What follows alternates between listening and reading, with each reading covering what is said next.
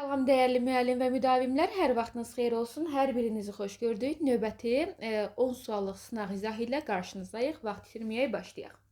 Sual 1. Hansı cümlədə sifətlərin sayı daha çoxdur? Variantımız olacaq burada D variantı. Parlaq sifətdir, yumşaq sifətdir, rəngarəng sifətdir. Bəli, cavab D variantı.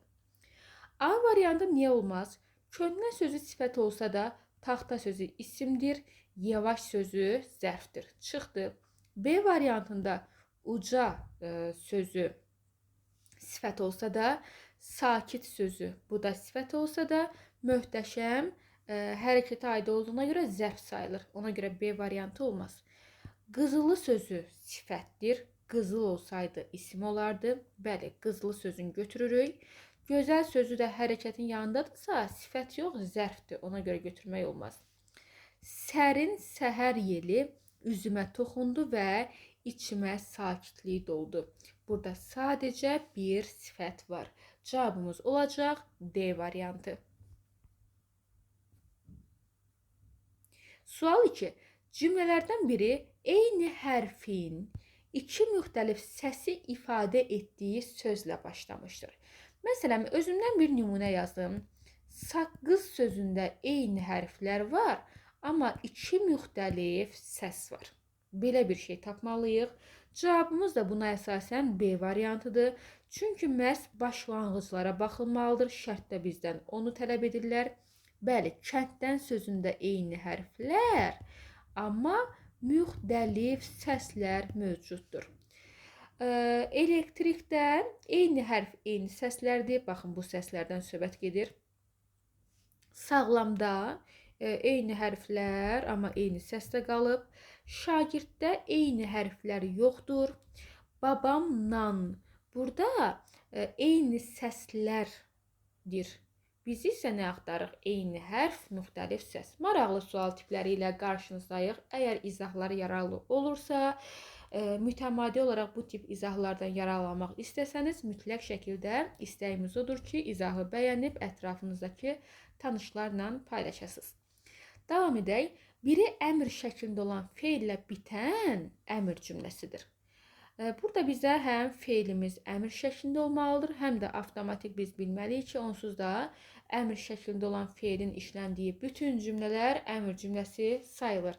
Cavabımız da ona görə A variantı olacaq. Sən təklifləri diqqətlə nəzərdən nə et, keçir, əmr şəklindədir deyə avtomatik əmr cümləsi sayılır. Burada zaman şəkilçisi var. Zaman şəkilçisi də xəbər şəkli sayılır və bu da nəqli cümlə hesab olunur. Burada da həmçinin zaman şəkilçisi var. Zaman şəkilçisi xəbər şəkli sayılır və xəbər şəkli də əmr yox, nəqli cümlə hesab olunur. Eyni zamanda malı-məli vacib şəklidir. Vacib şəkli əmr cümləsinə yox da nəqli cümləyə aparır bizim cümləmizi. Eyni zamanda Y variantında da zaman şəkilçisi var. Zaman şəkilçisi var deyə bu heç vaxt əmr cümləsi olmaz. Nəqli cümlə sayılmalıdır. Düzgün cavabımız olacaq 3-də A variantı. Sual 4. Tərkibində ədatla amonimliyi olan bağlayıcının işləndiyi mürəkkəb cümləni göstər. Fikir verin, sadəcə mənə lazımdır ki, ədat yox ha, ədatla amonim olan bağlayıcı və həmin cümləm quruluşca mürəkkəb olsun. Variantımız C variantı. Həqiqətən də C-də görülən bir bağlayıcı var. Və bu bağlayıcı məşhur olan ki ədatı ilə amonimdir. Və bu cümləmiz mürəkkəbdir. Niyə mürəkkəbdir? Çünki belə bir qaydamız var. Nə olur olsun, istisna belə olmadan, hansı cümləmizdə tabelilik bağlayıcısı varsa, həmin cümləmiz hökmən quruluşca mürəkkəbdir. Cavab C variantı oldu. İzahlar yararlı olursa, davamlı gəlməyini istəyirsinizsə, bizlərə də motivasiya olsun deyə izahları bəyənməyi, paylaşmağı, istəsəniz rəy yazmağı unutmayın. Davam edək 5-ci sualına. Hansı cümlədə bir tərəfi qeyri-müəyyən yiyəlik, digər tərəfi mənsubiyyət şəkilçisi qəbul etmiş mürəkkəb söz işlənmişdir? Bax, çoban yastığı Yadda saxlayın, yastığı sözündə mənsubiyyət varsa, deməli açıldı, açılmadı, açılmağına gərək var, yoxsa yoxdur, fərq etməz. Hökmən həmin nümunənin birinci hissəsi qeyri-müəyyən yiyəlikdədir. Yəni yiyəlikdədir. İstər müəyyən, istər qeyri-müəyyən, nə olur olsun yiyəlikdədir. Görünmürsə deyə görünmürsə şəkilçi, bilin ki, qeyri-müəyyən yiyəlikdədir. Cavabımız Y variantı olacaq. Məsələn, burada mürəkkəb söz var, burada da mürəkkəb söz var. Burada da mürəkkəb söz var, burada da mürəkkəb söz var. Amma burada yazdığım nümunələrdə o şərt yoxdur ki, həmin mürəkkəbin birinci tərəfi qeyri-müəyyən, ikinci tərəfi mənsubiyyət olsun. Məsələn, burada ikinci tərəfdə mənsubiyyət yoxdur, burada da ikinci tərəfdə mənsubiyyət yoxdur, burada da. Daha birinci tərəfinin yiyəliyi olub-olmamağı maraqlı deyil. Cavabımız Y variantı. 6-cı sual. Uyğunsuzluğu müəyyən edək. Baxaq, cavabımız D variantıdır. Çünki biz bilməliyik ki, nə olur olsun, dakı sifət düzəldir. İstər içəri zərfinə qoşulsun, istər çöl zərfinə qoşulsun, istər insan isminə qoşulsun, nə olur olsun, dakı qoşulan söz qrammatik mənasını sifət yaradır, sifət kimi yaradır. Cavabımız buna görə D variantıdır, yer zərfi deyil. İclasdan çıxanlar sakitcə otağı tərk etdilər. Pəncərədən gələn işıq yavaş-yavaş otağı doldurur. Sonra hamı yemək üçün mətbəxə keçdi. Sənəd tamamilə doldurulmuşdu və heç bir səhv yox idi. Yəni, hamısı uyğundur. Cavabımız oldu D variantı. Səbirlə sözü də razıyam zərfdir, amma bu tərz hərəkət zərfində fikir verdi, sizi bundan yorublar. Görək müdavim içəridəki sözünə çaşıb yer zərfi deyərmi, deməzmi? Cavabımız D variantıdır. Dəyərli müəllim və müdavimlər, bizim bildiyiniz kimi hər il tədris ilinin yekununa doğru getdikcə sınaq qruplarımız açılır. Yəni siz daha çox sınaq işləmək istəyirsinizsə, nə olardı ki, bu suallar tam əvvəldən ardıcıl başlayar deyirsinizsə, biz sizlər də düşünüb münasib qiymətə onsuz da sınaq qrupları yaratmışıq və burada istədiyiniz hər bir gedişat var. Ardıcıl mövzular, ardıcıl dərs paketləri və s. və ilaxır.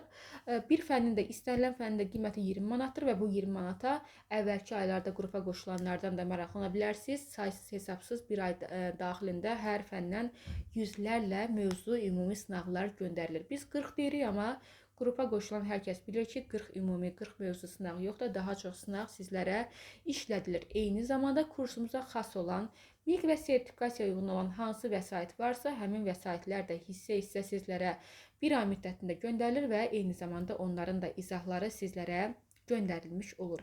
Qısa və konkret deyərik ki, elə kurslardanıq ki, az məlumat reklamı verib daha çox sınaq göndəririk.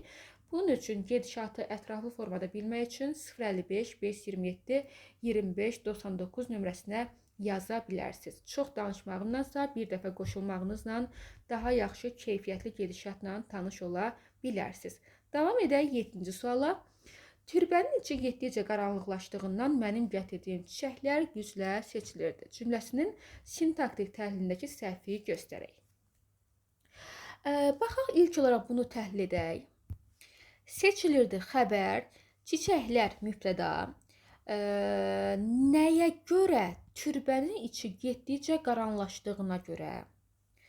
Hansı çiçəklər mənim gətirdiyim? Nə tərzdə, nə vəziyyətdə güclə? Təhlil etdik, sintaktik təhlil etdik. Gəlin baxaq görək, variantımız nədir? Cavab B variantıdır. Deyir ki, türbənin içi getdikcə qaranlıqlaşdığından feili birləşmə ilə ifadə olunmuş məqsəd zərfliyidir. Məqsəd yox, səbəbdir. Dığ üstəgəl mənsubiyyət əsasən səbəb zərfliyinə gedir. Maq şəkilçisi olsaydı, bu məqsəd zərfliyi olardı. Məsələn, oxumaq üçün Fes Akademiyasına qoşulmuşam. Nə məqsədlə, məqsədim nədir? Belə nümunələr məqsəd zərfliyidir. Oxuduğum üçün yüksək nəticə topladım isə səbəb zərfliyidir. Cavab B variantı.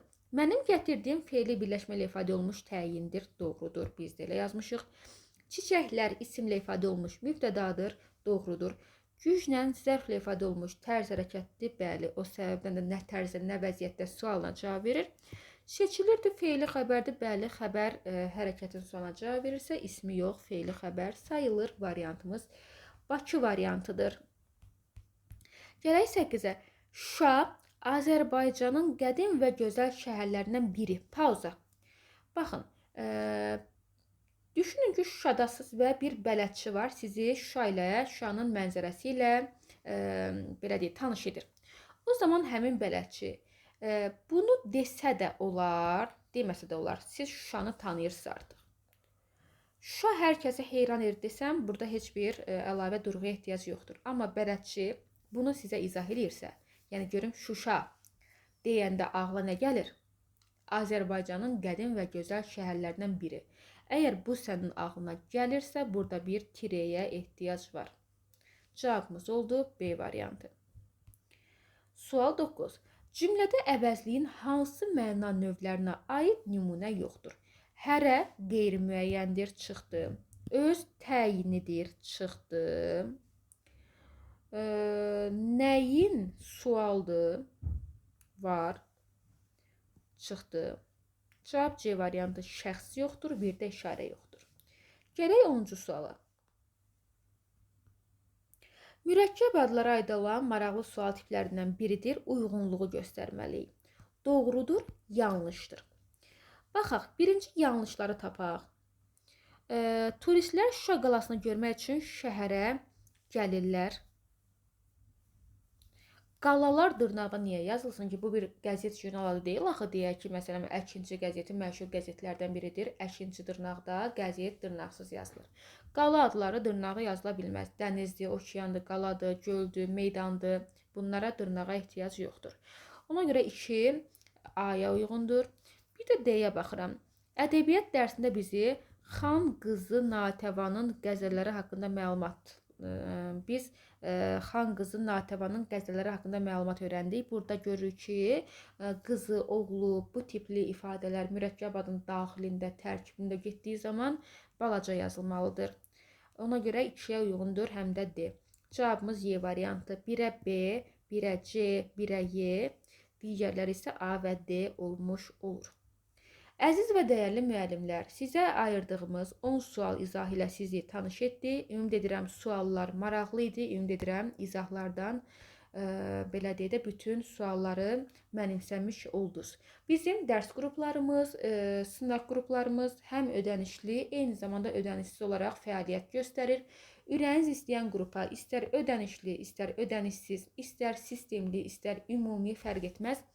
Bütün qruplar haqqında məlumat üçün 055 527 25 99 nömrəsinə yaza bilərsiniz. Sağ olun, növbəti izahlarda görüşmək ümidi ilə özünüzə yaxşı baxın.